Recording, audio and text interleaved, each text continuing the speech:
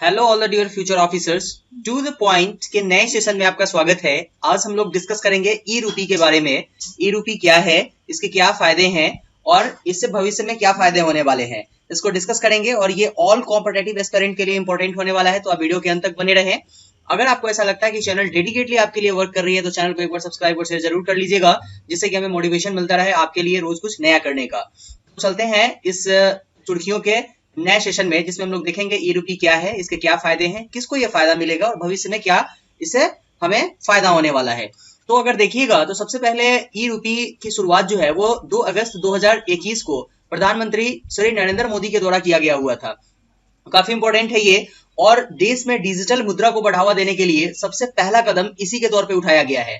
आगे देखेंगे हम लोग, यह एक ऐसा मुद्रा है जिसे अगर देखिएगा तो भारतीय राष्ट्रीय भुगतान निगम, जिसको एनपीसीआई, ठीक है, NPCI national payment corporation of India, वित्तीय सेवा विभाग, स्वास्थ्य और परिवार कल्याण मंत्रालय, ठीक है, और राष्ट्रीय स्वास्थ्य प्राधिकरण द्वारा विकसित किया गया है। मतलब ये सारे लोग मिलकर के इसको विकसित किए हैं, और यह एक व्यक्ति विशिष्ट और उद्देश्य विशिष्ट भुगतान प्रणाली होगा। मतलब कि एक व्यक्ति विशिष्ट मतलब एक पार्टिकुलर पर्सन को दिया जाएगा और एक विशेष उद्देश्य से दिया जाएगा। ये है इसकी खासियत। बाकी हम लोग डिटेल डिस्कस करते हैं इसके ऊपर। अब अगर देखिएगा तो ये कैसे काम करेगा, अगर इस चीज को हम समझ लेंगे तो हमें ये भी समझ में आ जाएगा कि ये व्यक्ति विशेष और उद्देश्य विशेष कैसे है। सबसे पहले अगर हम देखेंगे तो ये कैशलेस होगा, मतलब कि आपको इस सुविधा के लिए नोट नहीं मिलेंगे, मतलब कि कैश नहीं होगा, किसी भी तरीके का भौतिक आपको राशि नहीं दिया जाएगा। ये एक डिजिटल मुद्रा होगा और इस डिजिटल मुद्रा के माध्यम से आपको पैसे बेनिफिट दिए जाएंगे, ठीक है, जो कि आपको मिलेगा एसएमएस स्ट्रिंग से। मतलब कि एक एसएमएस में जो है वो कुछ कोड लिखे हुए रहेंगे और उसी कोड के माध्यम से जो है वो आपको एक बेनिफिट मिलेगा। अगर आपके पास एंड्रॉइड मोबाइल है तो आपके पास क्यूआर कोड होगा, ठीक है, तो क्यूआर कोड के माध्यम से आप इसका फायदा उठा सकते हैं, जो कि आपके मोबाइल फोन पे भेजा जाएगा। अब ये इसकी एक सबसे बड़ी खासियत ये है कि एक व्यक्ति विशेष को दिया जाएगा। मतलब कि अगर राम को ये पैसा दिया जा रहा है, राम के नाम से अगर ये पैसा दिया जा रहा है, किस काम के लिए, तो आयुष्मान भारत योजना से बेनिफिट लेने के लिए, तो इस पैसे का, इस क्यूआर कोड का, ठीक है, इस ई रूपी का उपयोग वो केवल आयुष्मान भारत के लिए ही कर सकते हैं। और एनपीसीआई ने क्या किया कि आयुष्मान भारत से रिलेटेड जितने भी हमारे हॉस्पिटल्स हैं, सारे हॉस्पिटल्स को इससे एक्सेस दे दिया कि अगर आप चाहें तो ये जो 5 लाख रुपए तक का आपका क्यूआर कोड वाला जो पैसा होगा, इसको आप जो है वो क्या कर सकते हैं, तो भुना सकते हैं। बातें हो गई यहां तक क्लियर। इसके बाद देखेंगे तो यह अनिवार्य रूप से एक प्रीपेड गिफ्ट वाउचर की तरह होगा, जिसे बिना किसी क्रेडिट या डेबिट कार्ड के मोबाइल ऐप या इंटरनेट बैंकिंग के माध्यम से स्वीकार करने वाले केंद्रों पर भुनाया। लोग देखेंगे तो ये वाउचर कैसे जारी किया जाएगा, ये भी एक इंपॉर्टेंट बात है, किसके द्वारा जारी किया जाएगा। इसको अगर आप देखिएगा तो सिस्टम को एनपीसीआई ने जो है वो यूपीआई प्लेटफॉर्म पे बनाया है। मतलब जितने आप लोग जो है वो भीम यूपीआई यूज करते हैं, फोन पे यूज करते हैं, गूगल पे यूज करते हैं, उसी प्लेटफॉर्म पे ई रूपी को भी बनाया गया है और सारे बैंकों को जो है इसका जारीकर्ता बना दिया गया है। जितने भी बैंक है जहां पे यूपीआई सिस्टम अवेलेबल है, सारे लोग जो है वो ई रूपी को जनरेट कर सकते हैं।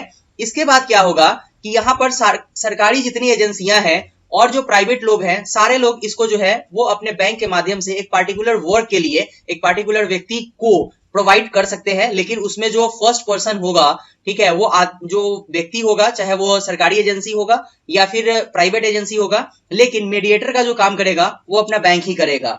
इसके बाद अगर आप देखिएगा तो ये जो लाभ मिलने वाला है, इसमें उस व्यक्ति का पहचान उसके मोबाइल नंबर से किया जाएगा, क्योंकि जो कोड जाने वाला है वो उस व्यक्ति के मोबाइल नंबर पर ही जाएगा। खासियत ये है इसकी। इसके बाद अगर हम लोग देखेंगे सरकार को क्यों ये सोचना पड़ा कि हम एक ई रूपी को लाएं और इसको लाने के पीछे जो है क्या रीजन है और ये डिजिटल मुद्रा से कैसे अलग है, ये भी देखना पड़ेगा हमें। तो सरकार पहले से ही एक केंद्रीकृत डिजिटल बैंक मुद्रा विकसित करने की बात कर रही है, ठीक है। इसमें ई रूपी एक बहुत इंपॉर्टेंट रोल प्ले करने वाला है। लेकिन डिजिटल रूपीज में क्या होता है, ठीक है, डिजिटल मुद्रा में क्या होता है कि आप क्या करेंगे कि इस पैसे को आसानी से जो है किसी काम के लिए यूज कर सकते हैं। मतलब आपके पेरेंट्स ने अगर 500 रुपए आपको दिए हैं तो इस 500 रुपए को आप जो है वो रूम रेंट देने के लिए भी यूज कर सकते हैं और सिनेमा देखने के लिए भी यूज कर सकते हैं।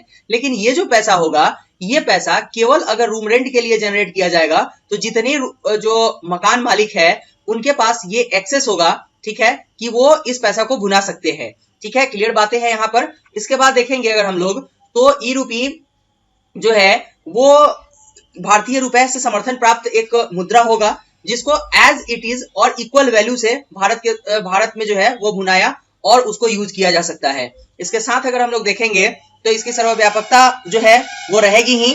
और ये केंद्रीय बैंक द्वारा जारी डिजिटल मुद्रा जो आमतौर पर देश के मौजूदा फिएट मुद्रा है उसका रूप लेने का कोशिश करेगी डिजिटल मुद्रा।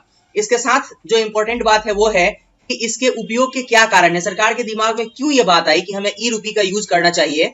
तो अगर देखिएगा तो सरकार के अनुसार ई रूपी से कल्याण सेवाओं को लीक प्रूफ डिलीवरी सुनिश्चित करने की उम्मीद है, क्योंकि आप देखते होइएगा कि जितने भी मनरेगा है, ठीक है, मनरेगा में जो वर्क होता है इसमें जो हमारे जो वर्कर होते हैं उनको पेमेंट तो मिलता है, लेकिन उनसे जो है अगर देखिएगा तो लीक प्रूफ ये नहीं हो पाता है, मतलब कि इसमें घुसखोरी आज भी अवेलेबल है, तो इससे फायदा होगा। इसके साथ ही सरकार जो सब्सिडी देती है उर्वरक के लिए, प्रधानमंत्री जन आरोग्य योजना से जो मिलने वाले लाभ है, ठीक है, टीबी उन्मूलन कार्यक्रम है, इन सारे चीजों में जो सरकार के द्वारा पैसे दिए जाते हैं उसका यूज सही तरीके से हो पाएगा। इसके साथ ही सरकार ने यह भी कहा है कि निजी क्षेत्र भी अपने कर्मचारी के कल्याण के लिए जो है वो इस रुपीज का मतलब कि ई रूपी का उपयोग कर सकते हैं, ये बेनिफिट मिलने वाला है। और सरकारी कर्मचारी के साथ साथ जो निजी कंपनियां हैं वो अपने कर्मचारी को जैसे रोज 700 रुपए और 800 रुपए जब वो अपने आउट स्टेशन पे वर्क करने के लिए जाते हैं तो होटल के लिए देती है, वो उसमें से 400 का होटल लेते हैं और उनका 300 रुपया जो बचता है उस 300 रुपए का यूज जो है वो अब केवल और केवल वो होटल लेने के लिए ही कर सकते हैं। तो ये सारी फायदे प्राइवेट कंपनियों को हो जाएगी। तो आई होप कि आपके सारे डाउट्स जो है वो हमने क्लियर किया। अगर आपको लगता है कि ये सारे जो फैक्ट्स थे आपके लिए इंपॉर्टेंट थे तो आप चैनल को एक बार सब्सक्राइब और शेयर कर लीजिएगा। साथ में जो है वो आपको ई रूपी के बारे में सारा चीज समझाया गया। अगर आपको लगता है कि ये सारी चीज इंपॉर्टेंट है तो एक बार शेयर भी कर लीजिएगा। मिलते हैं फिर से हम लोग नेक्स्ट टॉपिक में, कोई नए जो है नेक्स्ट वीडियो में नए टॉपिक के साथ। तब तक के लिए thank you, goodbye and take care.